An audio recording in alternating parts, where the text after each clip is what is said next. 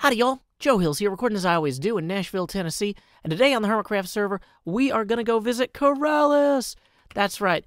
We have been working hard on terraforming over here by our lighthouse. I've been extending this beach, and I think it looks great with the night vision potion. You can really see how I've got the sand in here. But I actually collected more sand than I needed. And I know that my friend Keralis needs sand and concrete to expand his city he's been working on. It is gorgeous. We're going to go over there shortly. But real quick, I realized something.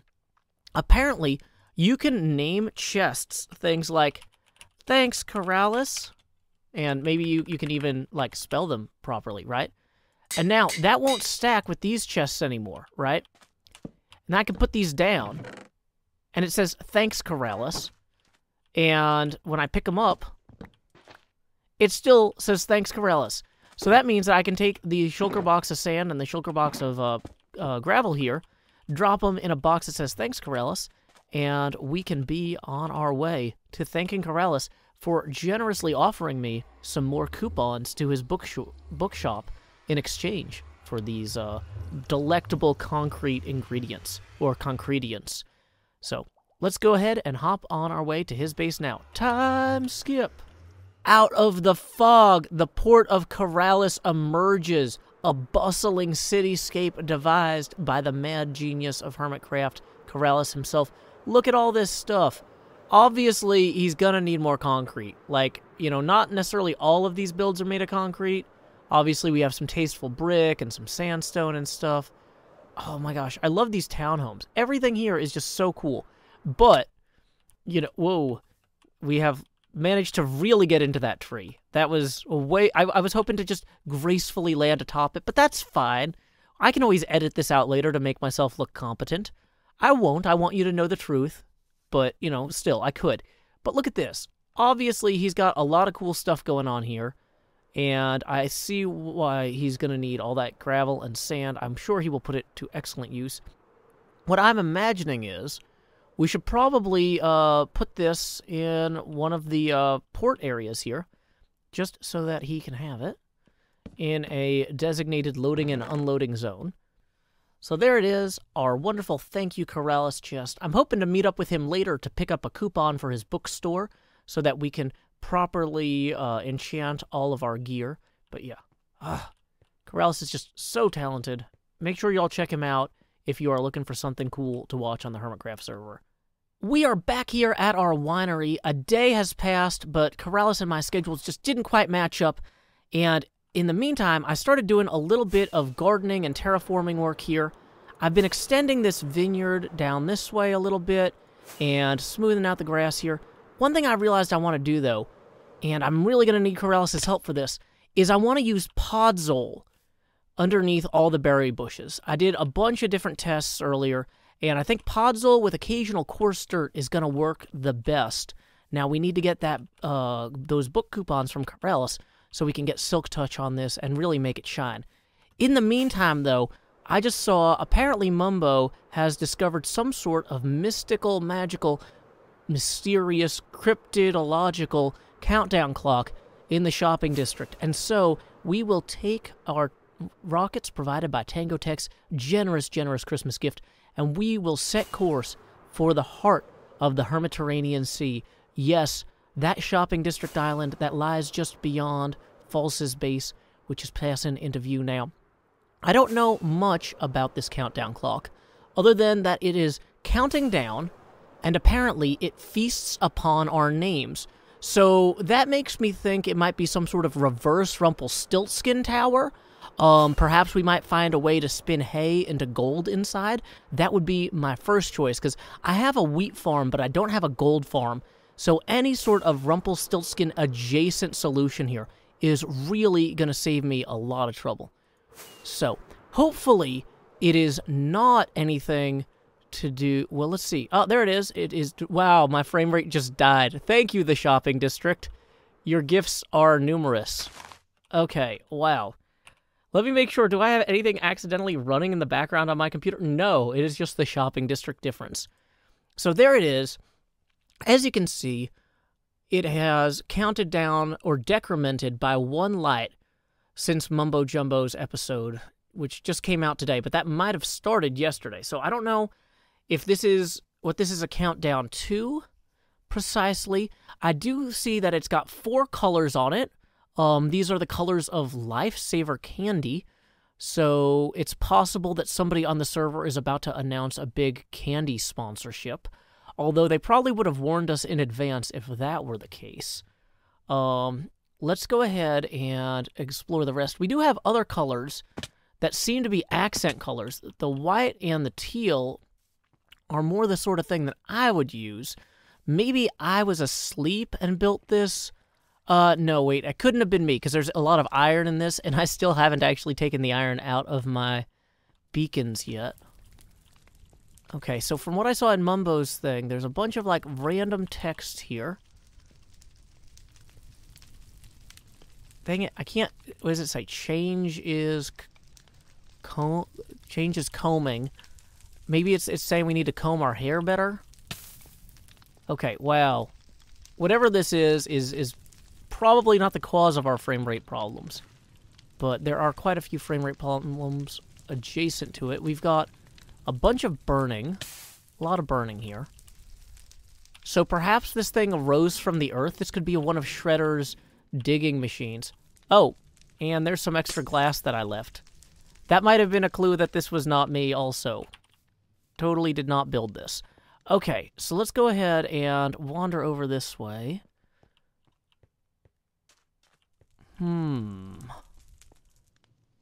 Same clock on all 4 faces.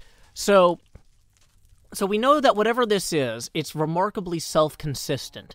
If it had a different countdown on each side, that might mean like seconds, minutes, days, weeks, right? It is a little bit alarming, though, seeing so much flame directly adjacent to TNT shop. Maybe this is just a countdown until the fire spread turns off on the server and this whole shop blows up. It's a mystery to everyone. But let's go ahead, and I think there should be... There it is. I saw in Mumbo's video there's an anvil here. Insert name, be a part of change. Well, you know, if there's one thing I am good at, it is emulating people from the All-Star song Smash Mouth. Or, scratch that, reverse it. So, we could all use a little change. So wait, where do we get the named papers? Rename and insert in chest. Okay, so let's go ahead and we're going to take this. Okay, that roughly worked. And now we just put this in our chest slot, and that should register us. It is not going in the chest slot.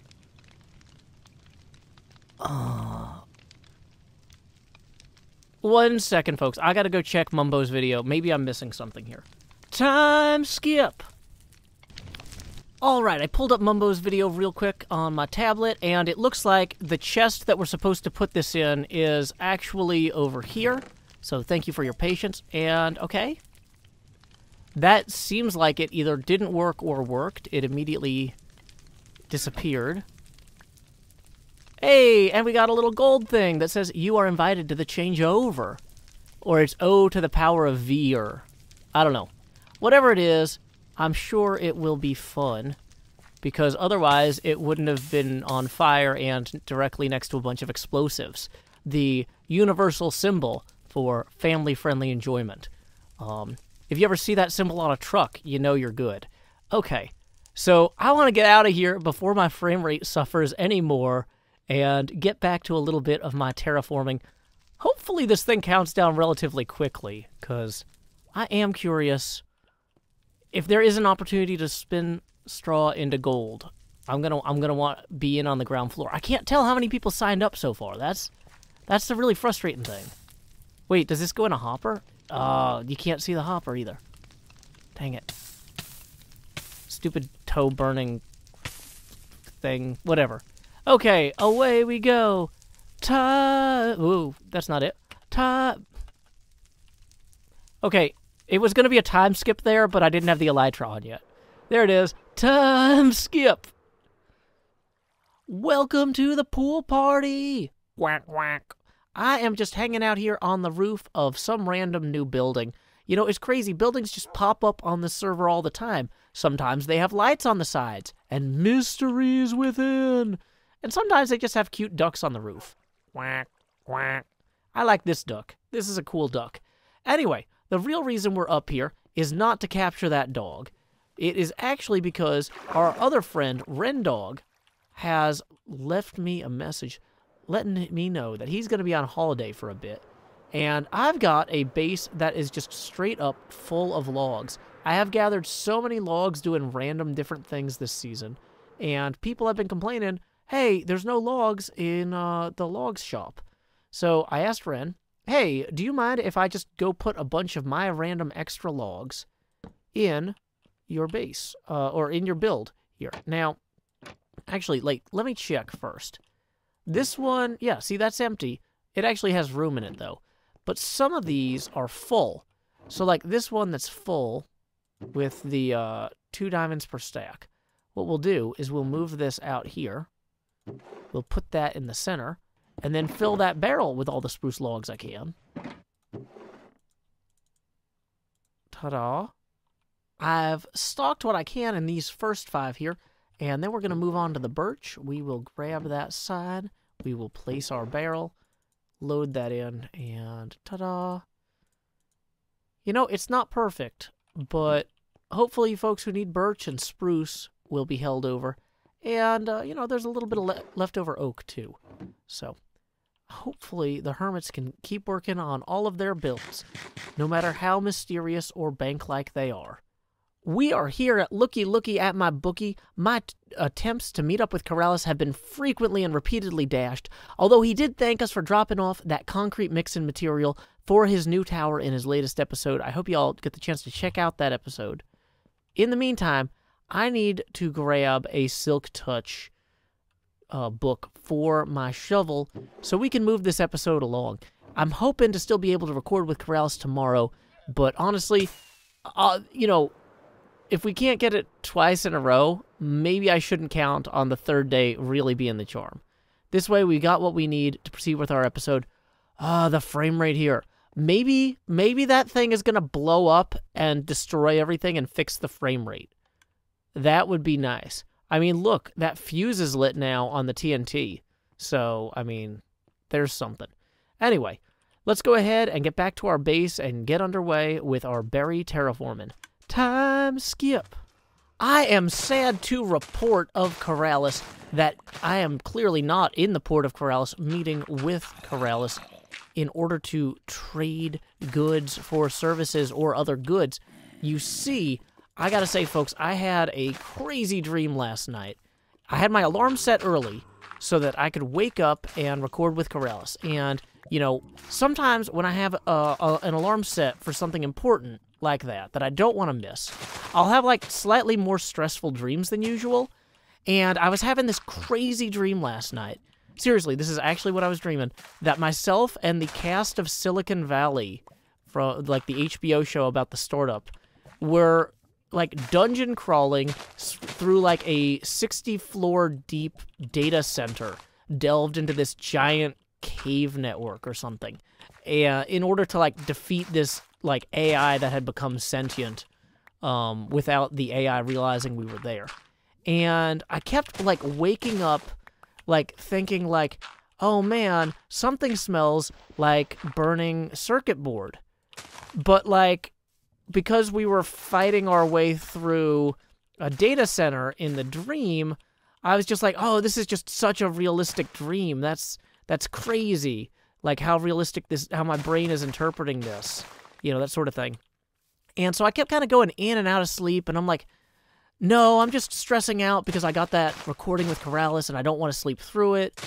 And then eventually I'm like, I wake up just enough to realize like, wait, I'm not dreaming that burning computer smell. There is a burning circuit board smell that should not be here. And so I jump out of bed. The smoke alarm isn't going off or anything, but it doesn't smell like smoke. It just smells like a popped capacitor and ozone, which if you've worked with circuitry and computers and stuff before, you kind of know what I mean. And I'm like thinking, uh-oh. You know, I immediately shut down my computer and my battery backup power supply thing. And I'm thinking that one of them must have gone, like, you know, my graphics card, it's kind of old. It's like the original 1080 Founders Edition. I ordered it the day it was announced. One of the HDMI ports died on it a couple months ago, and I was like, well, once the HDMI ports start going, you know, it's only so long before the whole card is just dead. And that's a creeper. So, anyway, I was like, well, it's probably the graphics card. That's probably it. You know, gonna have to replace that, but I knew that. I've been planning to replace it. I don't want to replace it the same time that I'm about to move, because I'm about to move, because there were a bunch of problems with my landlord trying to, they kept wanting to renovate my apartment, because they were way behind on their upgrade schedule for it, because they were expecting me to move out a while ago, and I haven't. So they eventually decided, oh, well, we'll just charge him the rent that we would charge somebody for a fully renovated apartment. And they started doing that this fall. I didn't like it. I didn't want to pay that amount, but I couldn't move until I had at least one friend who could help me move who was vaccinated, so that I could actually get the big furniture out without endangering anyone. In the meantime, I was like, well, I guess I'll just pay a few $100 extra a month. There goes all of my discretionary funds, but, you know, and dipping into some of the other money. Yay, savings, that's what it's for. You know, so you don't have to move in the middle of a pandemic when your landlord's a jerk. You can, or at least not immediately, you can move on your own terms. So since the ozone smell was so strong, after I unplugged all the computer stuff, the next thing that I did was I decided to turn off the heat and open the windows, because, you know, I wanted to ventilate the apartment. And when I did that, the heater, which has like a circulation fan on it, so it, you know, it's got like a heating element, but it also has the fan that moves the air around. The fan took way longer to spin down than usual, which it doesn't normally do. I was like, well, that's weird.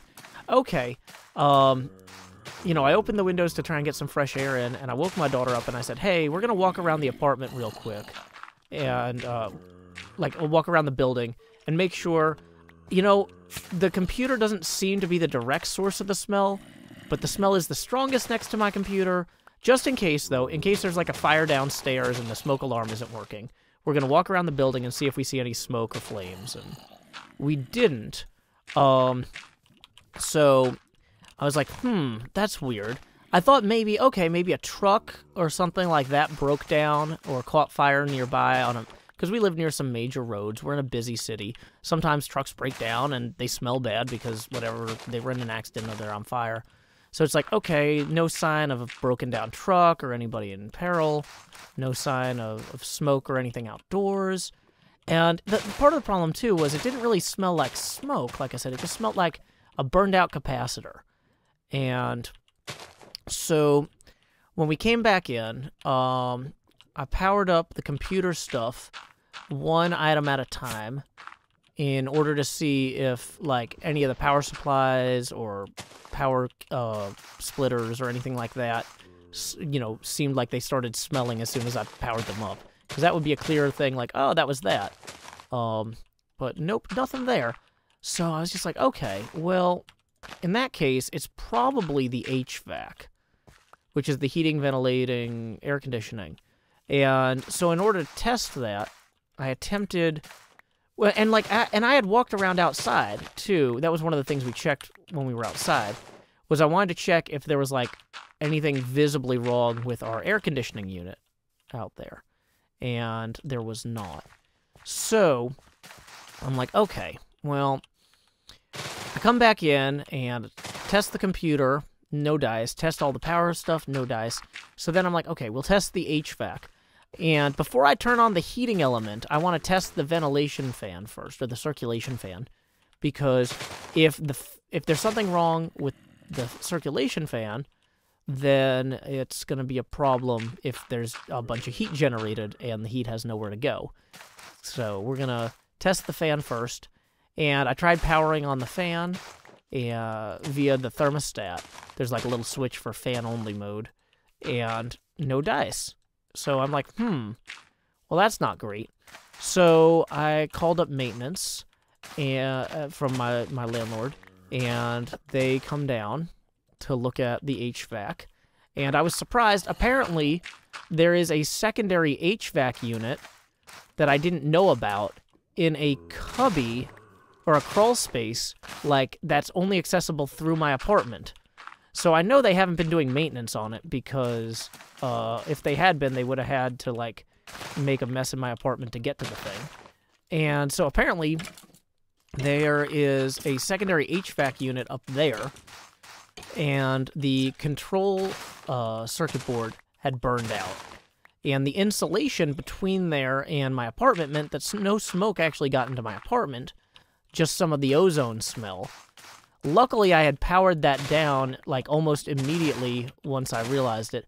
I don't think that I was dreaming for too long about it, like, maybe just a couple minutes. I was in and out, but, like, once I realized, like, oh, this is a real thing, I jumped up pretty quick.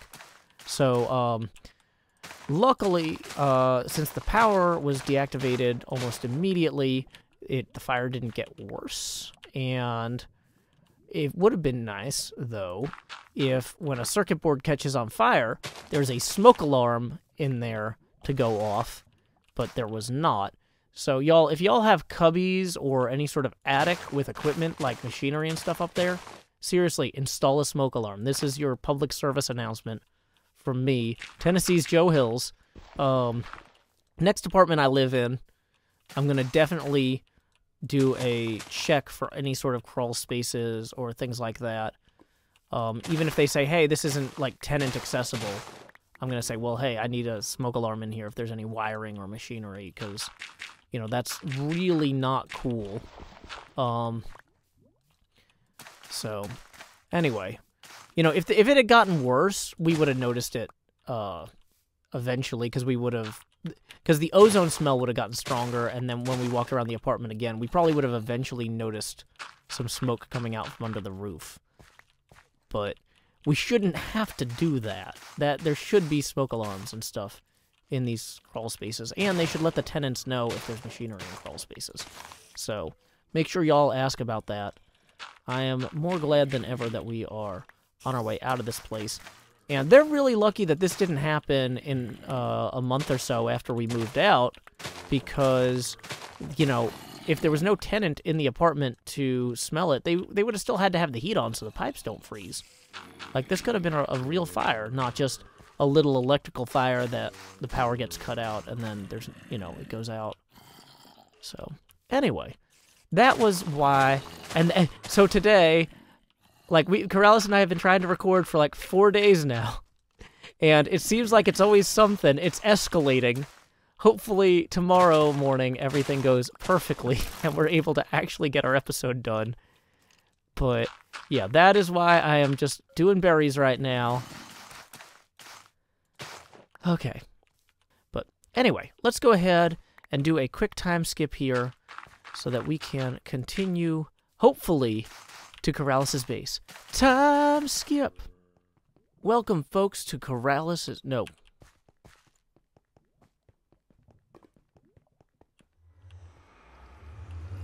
Welcome, one and all, to Iskal's Omega Tree. Iskal has asked if we could drop off some andesite. I'm not sure exactly where he needs it, so let's see if we can find him real quick. He should be around here somewhere. Having flown out and around the entire tree, I have returned down here to Iskal's pile of stuff. He wants me to leave the boxes somewhere he can see it inside the tree. This is inside the tree here, and you know what? I don't think he's used to having stuff stacked up like so. So we'll go ahead. Luckily, I've already put a sign up here that says, "Enjoy, Iskal," so he'll know what to do with all this andesite. Ba-da-ba-boom. And one more round here. And there we go. Hopefully that will be enough for whatever he needs for his next project. And hopefully we can go visit Corrales next. So away we go. Time skip. Howdy there, Corrales. Howdy, Joe. How you doing? Good, good, good. It is so good to finally meet up. We've been trying all week. Yeah, I'm the worst. Time zones, man. Oh, you know, and I'm the worst. It's on me too. So I'm just glad to see that beautiful face with those gorgeous eyes. I love my face. Don't laugh at the face. I mean, it's a face. Everyone, It's a beautiful face. everyone should love things worth laughing at, in my opinion. So, Oh, I guess. But Joe, welcome to my harbor. You're here on a little mission, right?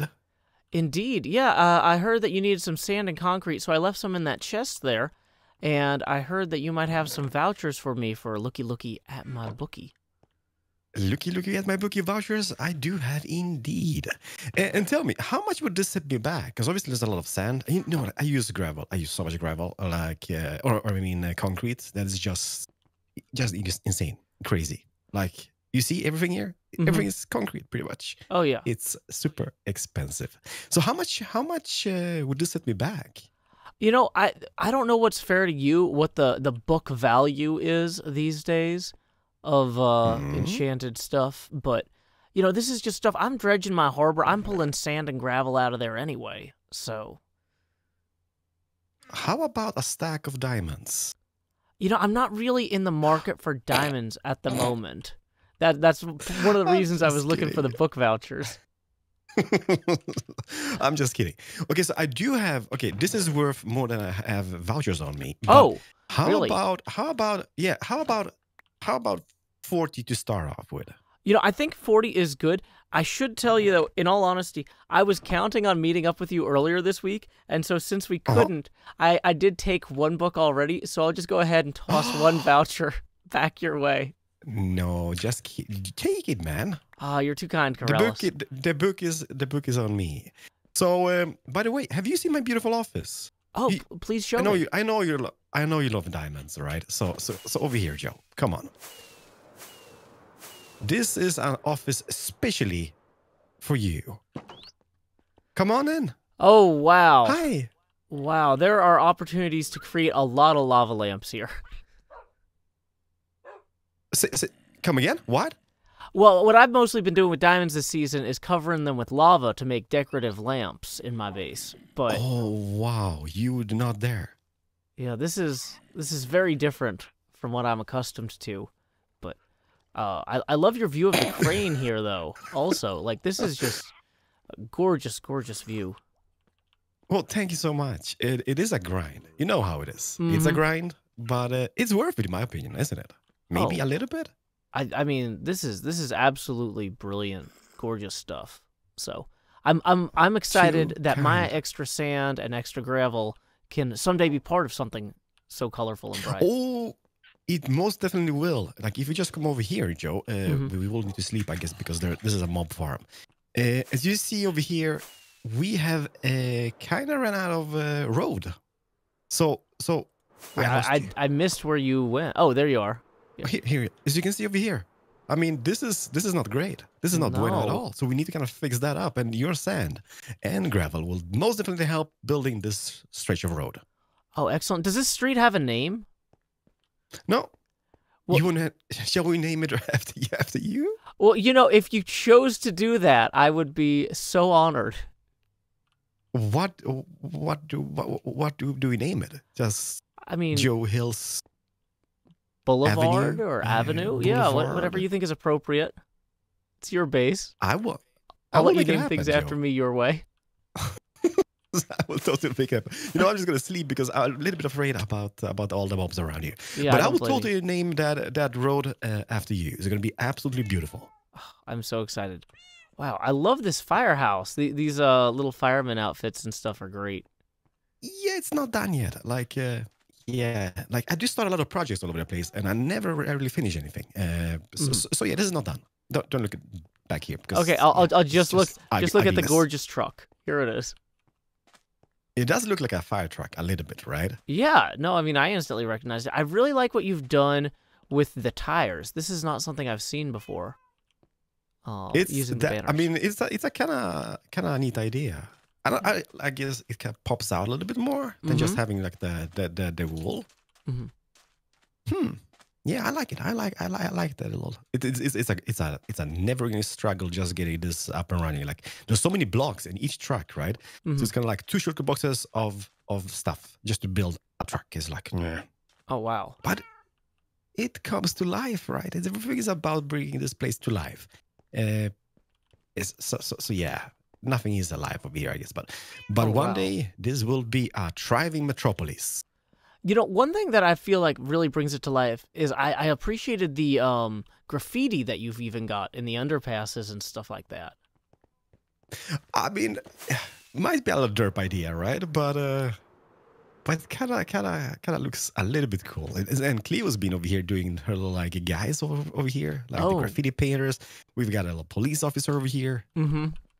He's even got handcuffs. Can you see that? Oh, jeez. Wow. Cleo thinks She's of so good everything. at it.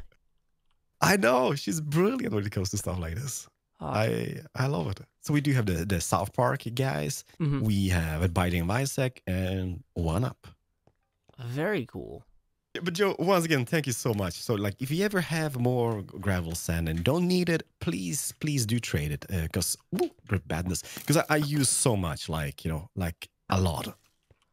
No problem. I will be happy to help if I have any extra. Thank you, kind sir. Thank you so much. And thank you for the enchanting book vouchers. Have a great afternoon. If you need more, just let me know, okay? Because I definitely underpaid it a little bit. Will do, sir. Will do. Thank you, Joe. Thanks, Krells. We got a lot of hermit helping in this episode. We helped Corrales with his concrete, Iskall with his andesite. We helped Ren with his logs, and now Scar and Doc have a problem. Look at this chest monster. Scar has somehow misplaced 4.5 stacks of sponges. And you might think, Joe, how could you possibly help Scar and Doc find the sponges in here more efficiently than they could find the sponges themselves? Fun fact, I asked my stream to help me. I said, y'all, when's the last time anybody saw Scar's sponges? Can we narrow down with any clues where they might be? And so I was able to actually determine the precise location of the correct shulker box. And I actually left some clues in shulker boxes that are similar but not the same. So anyway, if you want your 4 stacks of sponges, follow the clues. Clue 1, you only need to open light gray boxes. Well, that right there alone should narrow this all down significantly. And I'm hoping that those two folks have a little bit of fun with it. I'm not sure if they're going to tackle it together or maybe just whoever gets here first will give it a go. But anyway, we need to get back to our winery and showcase what we've done with the berries. I'm looking forward, though. I really think that they're going to enjoy this. Time skip.